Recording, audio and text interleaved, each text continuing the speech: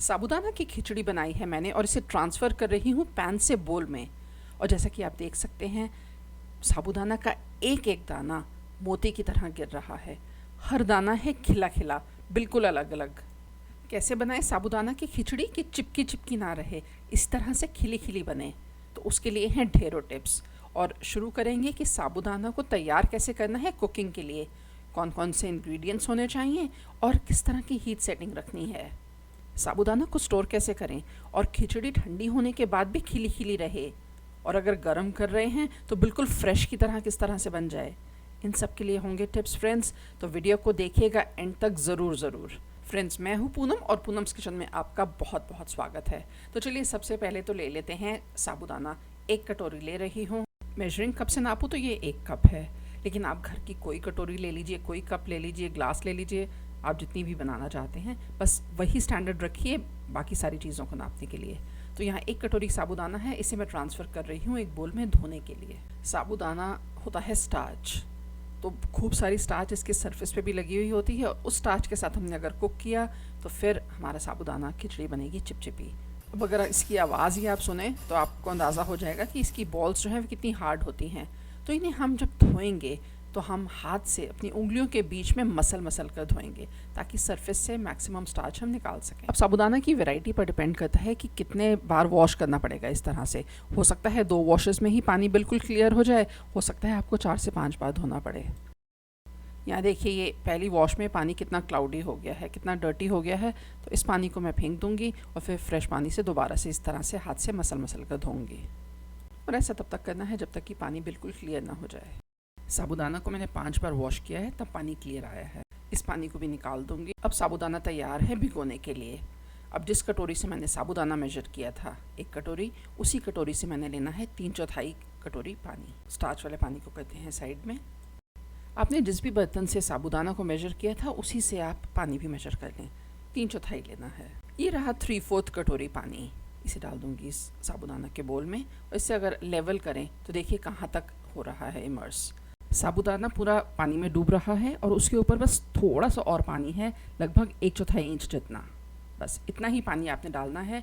अगर आप बहुत ज़्यादा पानी डाल देंगे तो फिर साबूदाना हो जाता है गिलगिला, और अगर आप बहुत कम पानी डालेंगे तो फिर साबूदाना प्रॉपर सोक नहीं होगा, तो ठीक से कुक नहीं होगा। अब जब भी साबूदाना सोक करें, आपने पानी का इतना लेवल ज़रूर रखना है। अब इसे सोक करना है 6 घंटे के लिए अंदाज़न। बहुत ही सेफ साइड रहता है अगर आप ओवरनाइट सोक कर लें। ये मैंने एक बोल रेडी करके रखा हुआ है, बिल्कुल सेम क्वांटिटी। अब ये देखिए, राइट साइड पर जितनी क्वांटिटी है इतनी भिगोई थी मैंने, और अब ये फूलने के बाद इतना भर गया है बोल। फ्रेंड्स, पता कैसे चलेगा कि साबूदाना ठीक से सोक हुआ है? आप एक दाने को लीजिए, अपनी थंब और फर्स्ट फिंगर के बीच में इस तरह से प्रेस कीजिए, तो ये बिल्कुल अंदर तक पेस्ट की तरह है, बिल्कुल अच्छे से क्रश हो जाता है। इसका मतलब साबूदाना रेडी है। यहाँ पर अब मैं 2-3 दाने इकट्ठे करके दिखा रही हूँ। ये देखिए, बिल्कुल अंदर तक पेस्ट बन जाता है, कहीं पर भी सूखा पाउडर नहीं है। अगर आपको लगता है कि अंदर वाइट पाउडर है तो इसका मतलब साबूदाना भी पूरा सोक नहीं हुआ है, रेडी नहीं है। आप इसका दाना खाकर भी देख सकते हैं, बाइट करने पर वो अंदर से हार्ड तो नहीं है। अगर 6 घंटे सोक करने के बाद भी आपको लग रहा है कि साबूदाना ठीक से सोक नहीं हुआ है, तो आप उसमें और पानी मत डालिए। बोल में हर दाने तक पानी पहुंचाने के लिए खूब सारा पानी डालना पड़ेगा, जिससे हो जानी है गड़बड़। उसकी बजाय आप एक बड़ी सी ट्रे लीजिए, देखिए जिस तरह से मैं ले रही हूँ, और साबूदाना को एक सिंगल लेयर में स्प्रेड कर दीजिए। स्प्रेड करके फिर अपने हाथ में लीजिए थोड़ा सा पानी और उसे इन दानों के ऊपर स्प्रिंकल कर दें। तो इस तरह से डालेंगे तो हर दाने के ऊपर पानी की छींट पहुंचेगी। पानी स्प्रिंकल करके इसको ढक कर रख दें थोड़ी देर के लिए, और फिर लगभग आधे पौने घंटे के बाद दोबारा से चेक कर लें। अगर ज़रूरत लगती है तो फिर थोड़ा सा पानी छिड़क दें। वैसे तो आपको ये सब करने की ज़रूरत पड़ेगी ही नहीं अगर आप बिल्कुल उस तरह से सोक करेंगे जैसा मैंने आपको पहले दिखाया है। मैं इसे वापस बोल में पलट रही हूँ। चलिए वापस आते हैं उस पॉइंट पर जहाँ हमारा साबूदाना सोक हो गया है। तो अब कुक करने से पहले हमने इसे छान लेना है। बहुत ज़्यादा देर छानने की ज़रूरत नहीं है, आपके पास इसमें एक्स्ट्रा पानी नहीं निकलने वाला है, लेकिन ये स्टेप करिएगा ज़रूर। बस उतनी देर छन्नी में पड़ा रहे जितनी देर हम बाकी तैयारी करते हैं। या मैं एक पैन चढ़ा रही हूँ मीडियम हीट पर। जिस कटोरी से मैंने साबूदाना नापा था, अब वही मैंने आधी कटोरी ले ली है मूंगफली की। कच्ची मूंगफली है ये, और इसमें से मैं मैक्सिमम तो अभी रोस्ट कर लूँगी, बस थोड़ी सी बचा लूँगी क्योंकि मैं साबुत ही इस्तेमाल करने वाली हूँ रेसिपी में। मूंगफली को अभी रोस्ट करेंगे लो टू मीडियम हीट पर। आप चाहें तो आप इस रेसिपी के लिए ऑलरेडी रोस्टेड मूंगफली भी इस्तेमाल कर सकते हैं। इसे भूनते वक्त मैं इसे बराबर चलाती रहूँगी, नहीं तो मूंगफली जल सकती है। लगभग 3 मिनट हो गए हैं मूंगफली को भूनते हुए, और अभी आप देखें तो काफ़ी तो दानों के छिलके भी उतरने शुरू हो जाते हैं, तो वह रोस्ट हो जाती है। और इस पर देखिए इस तरह से कलर भी आना शुरू हो जाता है, तो इसका मतलब हमारी मूंगफली अब रोस्ट हो गई है। तो अभी गैस को हम कर सकते हैं बंद, और मूंगफली को बिल्कुल उसी टाइम पर आपने प्लेट में ट्रांसफ़र कर लेना है। मेरा बीच में 1 मिनट का गैप आ गया, मैं फ़ोन सुनने के लिए चली गई, और इतने में ही मूंगफली पर थोड़ा सा डार्क कलर हो गया है, ये देखिए। एनीवेज़ मैं इसी के साथ अभी प्रोसीड कर रही हूँ रेसिपी में। ठिकाने जो ज़्यादा ही बर्न हो गए उसे मैं निकाल दूँगी। मूंगफली बस थोड़ी सी ठंडी हो जाए कि हाथ लगाया जा सके, तो इस तरह से अपनी दोनों हथेलियों के बीच में रब करते हुए इसका छिलका अलग कर लेंगे। भुने हुए दानों को छिलकों से अलग कर लेना है, और एक बार ये बिल्कुल ठंडे हो जाएं तो फिर इन्हें ग्राइंड करना है। इस तरह से ग्राइंड करेंगे कि कुछ दाने तो बिल्कुल पाउडर बन जाएं और कुछ दानों का थोड़ा सा दरदरा छोटे छोटे पीसेस रह जाएं। ग्राइंडर को पल्स करके चलाएंगे रोक रोक कर, तो फिर ठीक से हो जाएगा। ये देखिए इस तरह की कंसिस्टेंसी रख लीजिए। और फ्रेंड्स, अगर आप व्रत के दिनों में ये बना रहे हैं और आपको ज़्यादा पीनट पाउडर चाहिए होगा, तो आप इसे ज़्यादा क्वांटिटी में बनाकर फ्रिज में रख सकते हैं। ग्लास जार में डालिए एयर टाइट में। जो साबुदाना छन्नी पर डालकर रखा था उसको भी देख लेते हैं। अब यहाँ देखिए बोल में 1 बूंद पानी भी नहीं निकला है, यानी कि हमारा साबुदाना बिल्कुल सही क्वांटिटी में सोक हुआ था। और अभी मैं आपको इसको प्लेट में भी निकाल कर दिखाती हूँ। इसका बिल्कुल एक एक दाना देखिए है अलग अलग। यह है बिल्कुल फर्स्ट स्टेप है बढ़िया खिचड़ी का, और इसमें आपको तो कोई ख़ास मेहनत करनी भी नहीं पड़ी। रात को बस अच्छे से साफ़ करके भिगोना है और सुबह छन्नी में डाल देना है। अगर आपका मूंगफली का पाउडर रेडी पड़ा हुआ हो तो ये रेसिपी बहुत ही झटपट बनने वाली है। अब खिचड़ी बनाने के लिए सबसे पहले तो मैं साबुदाना को एक बड़े बोल में ट्रांसफ़र कर दूँगी। इसमें डालूँगी मूंगफली का पाउडर, बड़े चम्मच से डाल रही हूँ। तो ये डल गया है मेरा 1, 2, 3 और 4 बड़े चम्मच। यानी कि अगर आप 1 कप साबुदाना भिगोते हैं तो उसके लिए आपने इस्तेमाल करने हैं 4 बड़े चम्मच पीनट पाउडर, मूंगफली का पाउडर। साथ ही डाल दूँगी इसमें नमक। मैं डाल रही हूँ 1 चम्मच से, 1 छोटे चम्मच से थोड़ा सा कम। आप अपने स्वाद अनुसार नमक डालें। साथ ही डालूँगी आधा छोटा चम्मच चीनी। चीनी अब बिल्कुल ऑप्शनल है, अगर आप नहीं डालना चाहते तो बेशक ना डालें। मुझे पसंद आती है, इसमें थोड़ी सी खट्टी, थोड़ी सी मीठी और थोड़ी सी तीखी बनती है खिचड़ी, बहुत ही बढ़िया सा टेस्ट आता है। इस सबको मिक्स करके अभी मैं रख दूँगी साइड पर। इसे तभी मिक्स करें जब आप खिचड़ी बनाने के लिए रेडी हों। नमक डालने से साबुदाना का थोड़ा सा पानी निकलेगा और जो मूंगफली का पाउडर है वह उसे कर लेगा एब्जॉर्ब, तो इससे साबुदाना के चिपकने का चांस हम कर देते हैं और भी कम। मूंगफली भूनने के बाद मेरे पास जो टाइम था उसके ठंडे होने से पहले, उतनी देर में मैंने थोड़ी और तैयारी कर ली है। थोड़ी सी अदरक काट ली है, 1 बड़े चम्मच जितना बारीक बारीक काट लिया है अदरक को। 5-6 पत्ते करी लीव्स यानी कि मीठी नीम के ले लिए हैं। 1 नींबू काट कर रख लिया है। 2 छोटी हरी मिर्च काट ली हैं और बारीक बारीक काटा है इन्हें। आप चाहें तो बेशक हरी मिर्च ना डालें, बेशक चाहें तो बड़ी बड़ी करके डाल लें। और साथ में ले लिया है 2 बड़े चम्मच जितना हरा धनिया, और 1 बड़ा आलू काटा है। अब जिस कटोरी से नापा था लगभग 3/4 कटोरी हो गए हैं। ये आलू के क्यूब्स छोटे छोटे काटे हैं, क्योंकि कच्चा आलू ले रही हूँ तो छोटा छोटा काटा है तो जल्दी पक जाएंगे। अगर आपके पास घर में ऑलरेडी उबला हुआ आलू पड़ा हुआ है तो आप वह भी इस्तेमाल कर सकते हैं। चलिए अब बनाते हैं खिचड़ी। तो मैं यहाँ पर एक नॉनस्टिक पैन चढ़ा रही हूँ गैस पर मीडियम हीट पर। पैन गर्म होने पर इसमें मैं डालूँगी 2 बड़े चम्मच देसी घी। बनाने को आप ये रेसिपी कम घी में भी बना सकते हैं और चाहें तो तेल में भी बना सकते हैं, पर अगर व्रत के लिए बना रहे हैं तो मैं सजेस्ट करूँगी कि घी ही लें और इतनी क्वांटिटी लें ताकि आपकी जो मील है वह बिल्कुल एनर्जी एनरिचिंग रहे। अभी घी गर्म नहीं हुआ है तो मैंने इसमें डाल दिए हैं बची हुई मूंगफली के दाने और इन्हें फ्राई करूँगी अब लो टू मीडियम हीट पर। इस तरह से फ्राई करने से मूंगफली में आएगा अच्छा क्रंच। सॉफ्ट साबुदाने में क्रंची मूंगफली, तो ये टेक्सचर डिफरेंस की वजह से बहुत बढ़िया टेस्ट आता है। मूंगफली बहुत ही जल्दी फ्राई हो जाती है 1 से 1.5 मिनट में। तो गैस को मैं अभी करने लगी हूँ बंद और इसे निकाल लूँगी एक कटोरी में। ये देखिए मूंगफली पर बहुत ही बढ़िया सा कलर आ जाता है। फ्रेंड्स, अगर आप उबला हुआ आलू इस्तेमाल कर रहे हैं तो आप उसे छोटे छोटे पीसेस में कट कर लें और इस टाइम पर घी में सिर्फ आलू को ही फ्राई कर लें। जब आलू के पीसेस पर अच्छा सा गोल्डन कलर आ जाए तो फिर आप उसे घी से बाहर निकाल लें, बिल्कुल वैसे ही जैसे हमने पीनट्स को निकाल लिया है।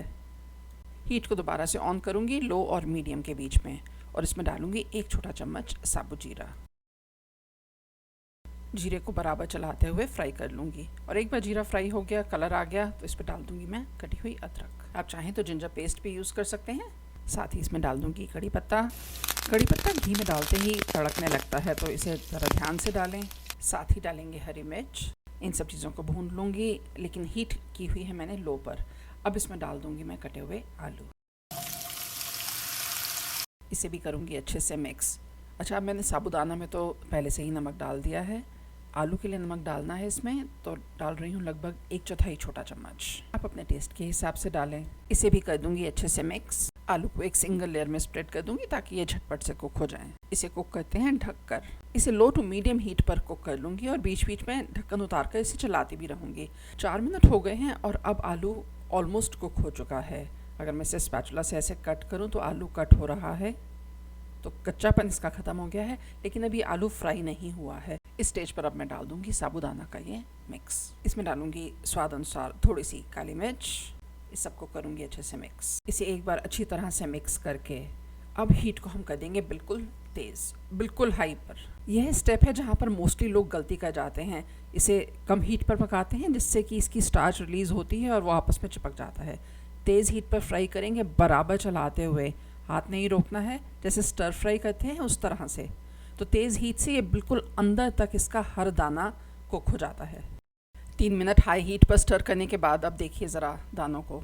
हर दाना है अलग अलग, और अब दाने सॉलिड वाइट होने की बजाय अब या तो ट्रांसलूसेंट हो रहे हैं और धीरे धीरे ये ट्रांसपेरेंट होना शुरू कर देंगे। खिचड़ी को बराबर चलाते रहना है। इसमें स्पैचुला चलाने से डरिएगा नहीं, इसके दाने कोई टूटने वाले नहीं हैं। अब हाई हीट पर 4 मिनट कुक करने के बाद ये देखिए, हीट को मैं अभी कर रही हूँ लो पर, और आप ये क्लोज़अप में देखिए, अब आधे से ज़्यादा दानों का कलर चेंज हो चुका है। अब हाई हीट पर बहुत ज़्यादा देर भी नहीं कुक कर सकते, नहीं तो फिर खिचड़ी ड्राई हो जाएगी। तो इसे अब कुक करना है लो हीट पर। पैन पर ढक्कन लगाकर कुक करेंगे ताकि स्टीम से जो भी कसर रह गई है साबूदाना में वो भी कुक हो जाए। लो हीट पर ढककर कम से कम टाइम के लिए कुक करना है, क्योंकि इससे टेंडेंसी होती है खिचड़ी की चिपकने की। 1 मिनट हुआ है और अभी मैंने एक बार बीच में ढक्कन उतार कर इसे चला दिया था, और अब देखते हैं। अब देखिए और भी ज़्यादा दाने कुक हो चुके हैं। बस अब इसको नहीं ढकना है, सिर्फ 1 मिनट के लिए ही मैंने ढका है। और यहाँ देखिए अभी आपको दिखेगा कि मोस्टली दाने इसके अब ट्रांसलूसेंट हो चुके हैं। और अब इसमें मैं डाल देती हूँ हमारे रोस्टेड पीनट्स। अगर आपने उबला आलू इस्तेमाल किया था और वो वह फ्राई किया हुआ पड़ा है तो वह भी पीनट्स के साथ ही डाल दें। इसमें डाल दूँगी कटा हुआ हरा धनिया। इन सबको भी कर देंगे अच्छे से मिक्स। घड़ी देखकर 5.5 मिनट लगे हैं साबूदाना डालने के बाद। अभी गैस को कर देती हूँ बंद और इसे भी गरम गैस से अब ठंडी गैस पर मूव कर देती हूँ। पैन क्योंकि गर्म है तो मैं इसे अभी भी चलाती रहूँगी 1.5 से 2 मिनट और। अगर किसी दाने में थोड़ी बहुत कसर रह भी गई होगी तो वह इस हीट में कुक हो जाएगी। और ये देखिए गैस बंद करने के 2 मिनट के बाद क्लोजअप दिखा रही हूँ। अब खिचड़ी हो गई है कम्प्लीटली कुक। अब इसमें डाल रही हूँ 1 बड़े चम्मच जितना नींबू का रस। यह बिल्कुल ऑप्शनल है, आप डालना चाहते हैं कम ज़्यादा वह सब आपकी चॉइस है। इससे खिचड़ी हो बहुत टेस्टी जाती है। इसे भी कर दूँगी अच्छे से मिक्स। और अब हमारी खिचड़ी है सर्व करने के लिए बिल्कुल रेडी। फ्रेंड्स, जैसे मैंने आपको प्रॉमिस किया था कि इस खिचड़ी का हर दाना होगा अलग अलग, चिपकी चिपकी नहीं रहेगी ये खिचड़ी। ये देखिए मैं आपको ब्लैक बैकग्राउंड के अगेंस्ट दिखा रही हूँ। ये देखिए हर दाना है कुक्ड और अलग अलग, बिल्कुल अलग अलग, ऐसे लग रहा है जैसे मोती होते हैं। खिचड़ी को अब डालते हैं सर्विंग बोल में। खिचड़ी तो हो गई है तैयार, लेकिन अगर आप कुछ टिप्स जानना चाहते हैं साबूदाना को स्टोर करने के बारे में, रीहीट करने के बारे में, तो फिर वीडियो को एंड तक ज़रूर देखें। इस साबूदाना को जब मैं बोल में ट्रांसफ़र कर रही हूँ तो आप देख सकते हैं कि एक एक दाना बिल्कुल अलग अलग ही गिर रहा है। इस तरह की खिचड़ी की शुरुआत होती है सही तरह से साबूदाना को धोने से। कैसे भिगोना है जो कि मैंने वीडियो के शुरू में दिखाया है।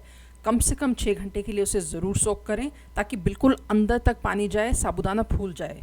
अब क्योंकि इन दानों ने अच्छे से पानी सोक किया होता है तभी हम इसे हाई हीट पर स्टर फ्राई कर पाते हैं, और सही हीट की वजह से हमारा साबूदाना फिर चिपकता नहीं। इसे स्लो हीट पर कम से कम टाइम के लिए रखें और ढकें भी बहुत ही कम देर के लिए। साबूदाना एक बार ठंडा हो गया है उसके बाद आप इसको बेशक ढक दें। आप इस खिचड़ी को बिल्कुल निश्चिंत होकर लंच बॉक्स में भेज सकते हैं।